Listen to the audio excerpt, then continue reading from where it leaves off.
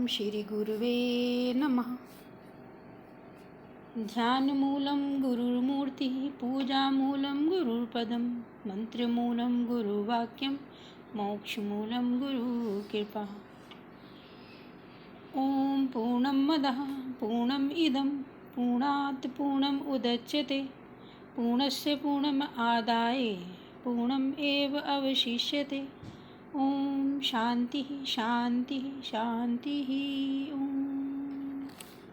प्रणाम भगवान। ईशावास्य उपनिषद नवनीतम और प्रवचनकार हैं भगवान स्वामी हंसानंद सरस्वती जी महाराज। और आज छठा मंत्र चलेगा भगवान। यह तु सर्वाणि भूतानि आत्मनि एव अनुपश्यति, सर्वभूतेषु च आत्मानं ततः न विजुगुप्सते। जो आत्म तत्व को जानने वाला अधिकारी ज्ञानी सभी भूत प्राणियों को अपनी आत्मा में अध्यस्त देखता है, उसी भूत प्राणियों में एकमात्र सच्चिदानंद घन अपने स्वरूप आत्मा को देखता है। वह किसी से भी द्वेष नहीं करता। जैसे सभी तरंगे जल में ही हैं, जल से भिन्न नहीं, और सब तरंगों में जल समाया हुआ है। जल में तरंगे तो हैं, मगर वे सब मिथ्या प्रतीति मात्र हैं। और जो मिथ्या तरंगे हैं उसमें सत्य जल समाया हुआ है। तरंगे तो मिथ्या हैं, लेकिन जो शीतलता, मधुरता, द्रवता रूप जल समाया हुआ है वह तो सत्य ही है। जल में तो सत्यता है और मिथ्या तरंगे जल में प्रतीत होती हैं। सत्य जल में और मिथ्या तरंगों में भी एक सत्य जल मात्र ही प्रतीत होता है। उसी तरह हमारे अधिष्ठान स्वरूप आत्मा में यह मिथ्या जगत प्रतीत होता है, और सभी मिथ्या जगत में अस्थि भांति प्रिय रूप से सतचित आनंद रूप से हमारा स्वरूप भूत आत्मा समाया हुआ है। तो आत्मज्ञानी सारे भूत प्राणियों में अपने आत्मा को ही देखता है। आत्मज्ञानी सारे भूत प्राणियों में अपने आत्मा को ही देखता है। मुझ आत्मा से भिन्न कुछ भूत प्राणी है, मुझ आत्मा से भिन्न कुछ भूत प्राणी हैं ही नहीं। सभी में अस्थि भांति प्रिय रूप से मैं ही समाया हूँ। इस तरह वह देखता है जैसे सब तरंगों में जल का ही दर्शन होने लगता है, तो जल में तरंग नाम रूप से प्रतीत नहीं होती।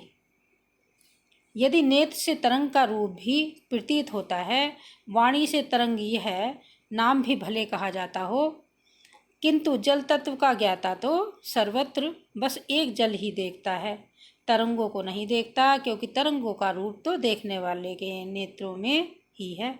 जहाँ तरंग है उसे पकड़ने से तरंग तो मिलती नहीं, बस हाथों में एक जल ही आ जाता है। इसलिए जल तत्व का ज्ञाता मिथ्या तरंगों में एकमात्र सत्य जल का ही दर्शन करता है। इसलिए जल तत्व का ज्ञाता मिथ्या तरंगों में एकमात्र सत्य जल का ही दर्शन करता है। वैसे ही मिथ्या जगत में ज्ञानी आत्मवेता ब्रह्म का ही दर्शन करता है। समम सर्वेषु भूतेषु तिष्ठन्तं परमेश्वरं विनश्यति अविनश्यन्तं यह पश्यति स पश्यति। श्रीमद् भगवद गीता का मंत्र है भगवान।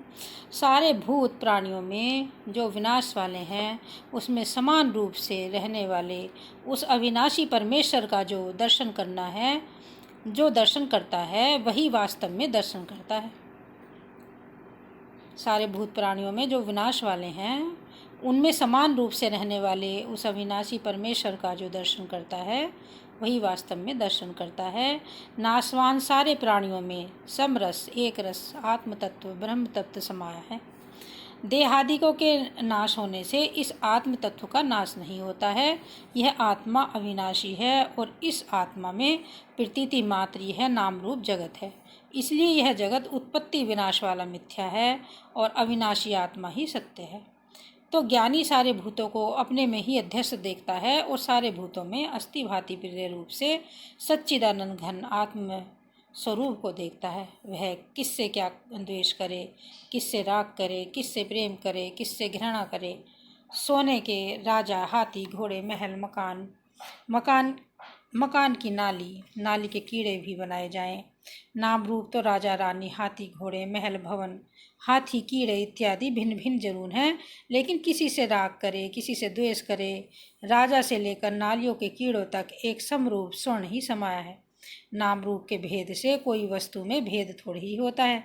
राजा से लेकर कीड़े तक सारे सोने से बनाए हैं, अर्थात नाम रूप सोने के ही बनाए गए हैं। तो सोना थोड़ा अनेक हो गया। सोना तो ज्यों का त्यों बस एक है। सोने में ही राजा, रानी, हाथी, घोड़े, महल, भवन, हाथी, कीड़े, कीड़ों की कल्पना मात्र है। नाम रूप सारे कल्पित हैं। स्वर्णदर्शी को सब में एक स्वर्ण मात्र दिखता है। तो इन सब सोने के नाम रूपों में एक स्वर्ण को ही देखने वाला स्वर्णदर्शी किससे राग करे, किससे द्वेष करे। स्वर्णदर्शी को न कोई द्वेष है, न कोई प्रिय है। सोने में विषमता नहीं है। विषमता तो बस केवल नाम रूप की ही है। सो वाणी में ही है और कथन मात्र ही है। वस्तु तत्व तो सोना ही है। उसी तरह स्त्री, पुरुष, मनुष्य, पशु, पक्षी, सूर्य, वृक्ष, पर्वत, चंद्र, ये तो बस वाणी का कथन मात्र भेद हैं। वस्तुतः अस्थि भांति प्रिय रूप से एक अद्वितीय ब्रह्म तत्व ही है। ब्रह्म तत्व से भिन्न कुछ है ही नहीं। ब्रह्म तत्व से भिन्न, आत्मा से भिन्न कुछ है ही नहीं।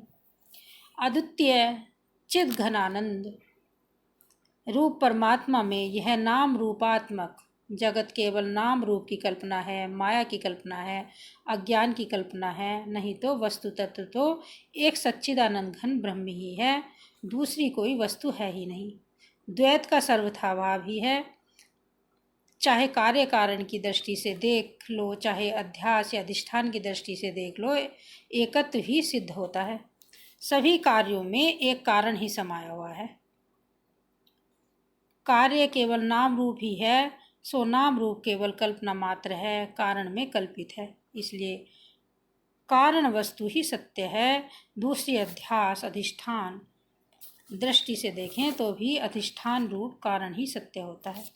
कार्य रूप अध्यास मिथ्या ही होते हैं। जैसे रज्जु में दिखाई देने वाला सर्प मिथ्या ही होता है और अधिष्ठान रज्जु सत्य ही होता है। लोगों के मन में जिस तरह सर्प, दंडमाला, भूछिद्र के संस्कार हैं, उनको वैसा ही सर्प, दंडमाला, भूछिद्र रूपी रज्जु प्रतीत होती है। वास्तव में तो रज्जु की जगह तो रज्जु ही है। सर्प, दंडमाला, भूछिद्र तो लोगों के मानस संस्कार के अनुसार प्रतीत होते हैं, उनकी कल्पना होती है। जहाँ पर सर्प, दंडमाला आदि देख रहे हैं, वहाँ रज्जु ही शुद्ध तत्व है। जिस स्थान में जो वस्तु पड़ी हो वही दिखाई देती है। तो दृश्य स्थान में जहाँ सर्प, दंडमाला, भूछिद्र दिखाई पड़ रहे हैं, वहाँ तो है, वास्तव में सर्प, दंडमाला, भूछिद्र तो है नहीं। इसलिए नेत्रों से रज्जु ही देखी जाएगी। हाँ, मन में जो संस्कार हैं वह तो मानस सृष्टि है, वह कोई चीज़ नहीं है। उस भ्रम स्थल में वास्तव में तो रज्जु पड़ी है और मन में तो सर्प है। तो मन का ही सर्प रज्जु में दिखाई पड़ रहा है। रज्जु को ही हम सर्प दंडमाला भूछिद्र के रूप में देख रहे हैं। ऐसे ही मानस संस्कार के अनुसार सच्चिदानंद घन ब्रह्म में इस चराचर जगत की प्रतीति होती है। यह जगत मानस है। जैसे जैसे मन कल्पना करता है वैसा ही संसार भासने लगता है, न होकर भी भासने लगता है, क्योंकि मानस है। यदि यह कल्पना करने वाला मन नहीं हो तो संसार नहीं होता है। जागृत स्वप्न का संसार मन का रचा हुआ है। सुषुप्ति में जब मन ही नहीं होता तो संसार भी नहीं होता। सुषुप्ति में संसार किसने देखा है?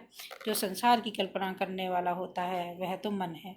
वह मन होगा तो संसार होगा, मन नहीं होगा तो संसार भी नहीं होगा। तो सुषुप्ति में मन नहीं तो संसार नहीं, जागृत स्वप्न में मन है तो संसार है।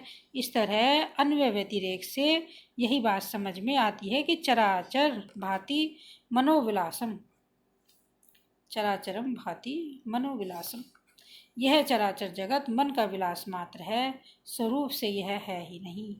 हम जैसे मनोराज्य में मन ही मन नाना प्रकार की वस्तुओं की कल्पना करते हैं, उन मन में ही बस चीज़ें दिखाई पड़ती हैं। स्त्री पुरुष पुत्र धन मित्र शत्रु जिसका मनोराज्य करो वही चीज़ मन में दिखाई पड़ती है।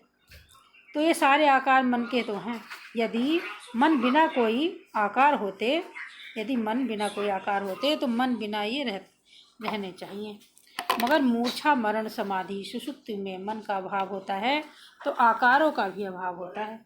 ये कोई आकार संसार के उन अवस्थाओं में नहीं रहते। यदि यह संसार मानस नहीं हो तो मन रहे या ना रहे, वह संसार रहना ही चाहिए था। इस अन्वय व्यतिरेक से जाना जाता है कि संसार मनोकल्पित है। मन है तो संसार है, यह मन का अन्वय है।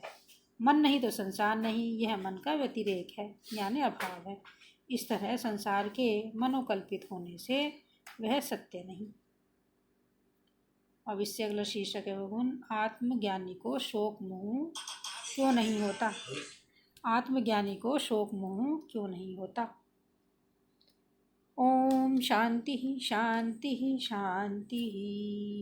प्रणाम भगवान।